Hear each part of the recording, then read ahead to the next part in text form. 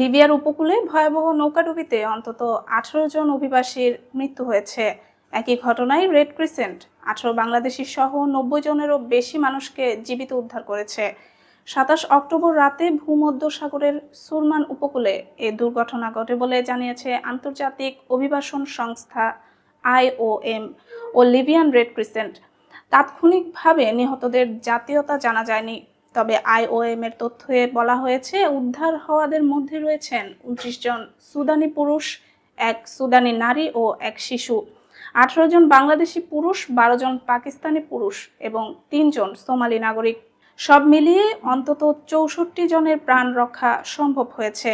অন্যদিকে স্থানীয় রেড ক্রিসেন্টের হিসাব অনুযায়ী উদ্ধার হওয়া মানুষের সংখ্যা 90 জনেরও বেশি।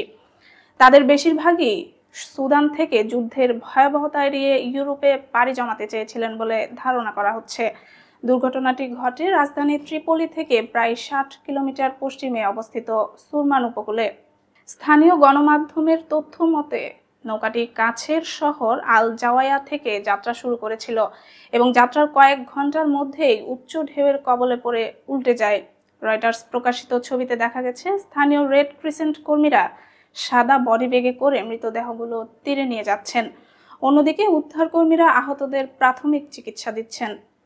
হিজরি বর্ষের রবিউ সানি মাসে মক্কায় উমরা সম্পন্ন করেছেন এক মাসে রেকর্ড সংখ্যক 1,17,00,000-এরও বেশি মুসল্লি।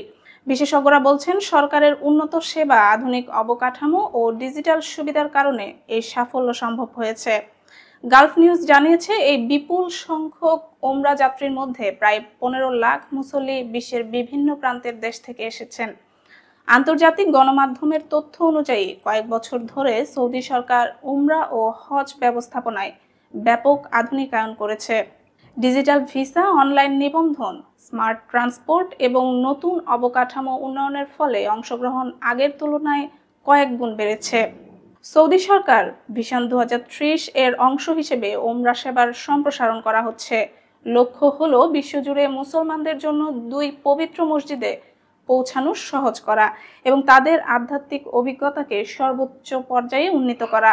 এর মধ্যে শুরু থেকে যাত্রা শেষ হওয়া পর্যন্ত নিরাপত্তা, আরাম এবং মানসিক প্রশান্তি নিশ্চিত করা হচ্ছে। মন্ত্রণালয় জানিয়েছে, ডিজিটাল টুল ও সমন্বিত লজিস্টিক সেবার কারণে এখন ওমরা যাত্রা আগের তুলনায় অনেক সহজ ও আরামদায়ক হয়েছে। বিদেশি মুসল্লিরা অনলাইনে আবেদন, বুকিং ও যাত্রা সংক্রান্ত কার্যক্রম সহজেই সম্পন্ন করতে পারছেন, ফলে শান্তিপূর্ণ পরিবেশে ইবাদত করতে পারছেন।